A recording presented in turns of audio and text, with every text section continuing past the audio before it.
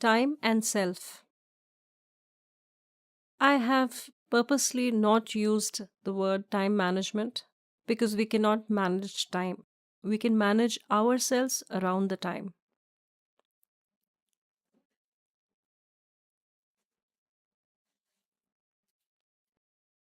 Slide 2. Understanding time.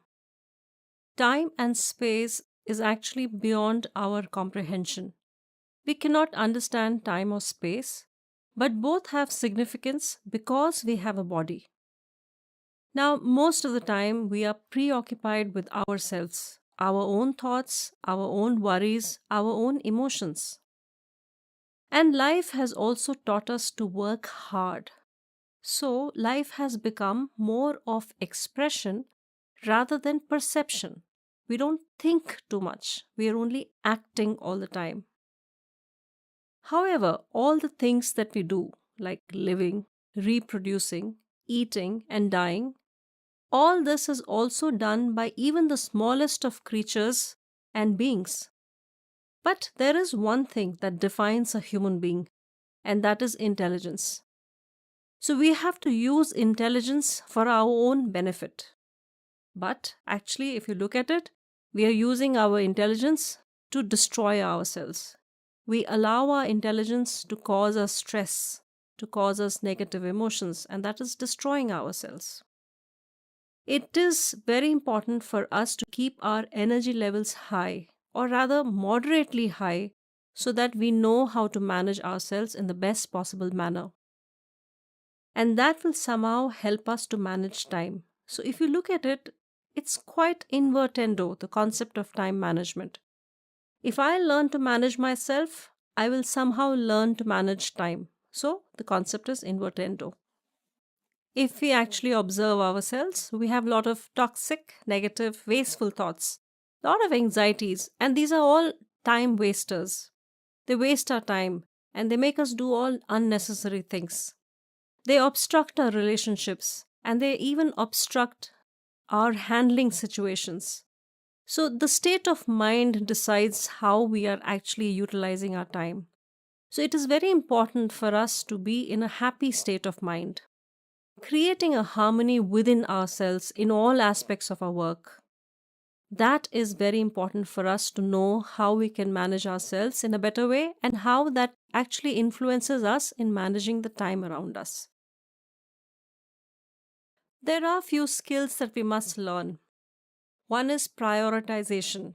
We need to learn how to prioritize. What is most important, we need to do, and what is not, we should not do it at all.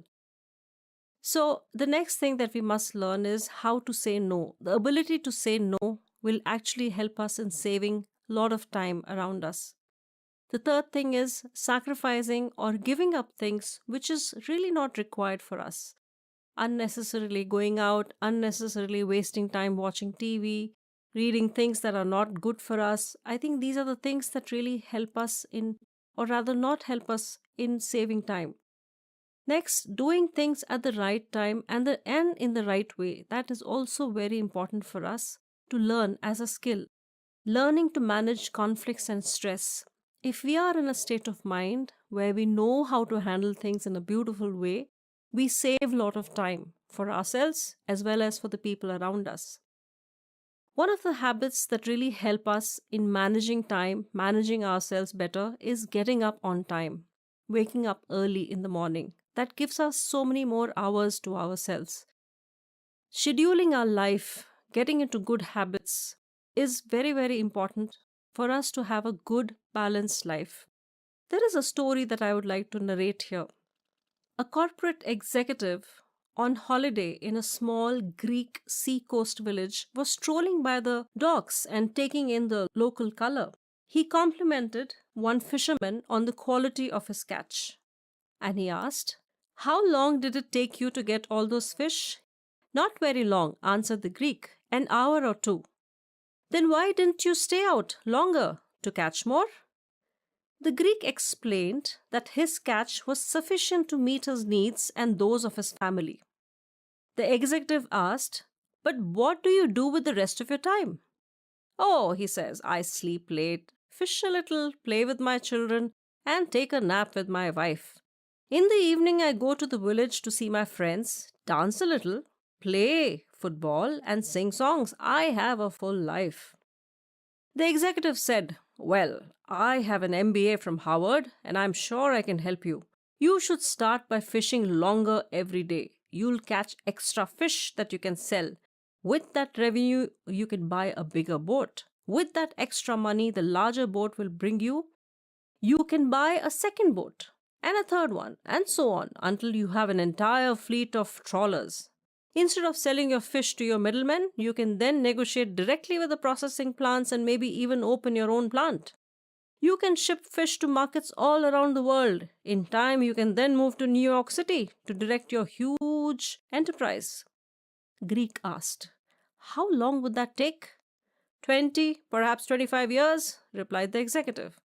"And after that?" "When your business gets really big, you can sell stock and make millions," exclaimed the executive with lot of zeal. "Millions? Really? And after that?"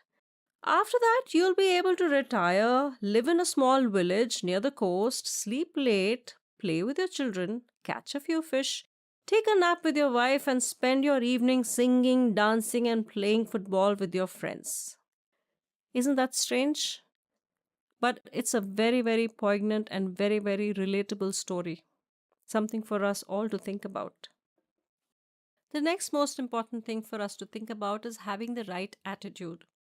And the first point under that is living in the moment. When one is aware of the life now, as it happens, as it is unfolding now, that is living in the moment. When we are able to accept the moment as it is now, the next moment becomes a possibility, or else this moment drags into the future and the mind will only know the past. That is why we either only regret the past or fear the future. We really never learn how to be in the moment. The next point is managing time is related to one's wisdom, and wisdom is an element of the right balance between heart and mind, where the heart feels and the mind enacts upon it. The third point is meditation becomes absolutely critical in order for us to be able to manage ourselves. Meditation is not just a 30-minute procedure, but it is a lifestyle of 24 hours. It slows down our thought process, cleans them, purifies them, so the entire day for us transforms. When we meditate, it creates the right energy around myself, and this energy gets reflected back from the people around us. See how the time gets beautifully managed when we learn how to manage ourselves? And that's the whole point about time management. You cannot manage time, but you can manage yourself, and you will see time just flawlessly happening around you in the most beautiful manner.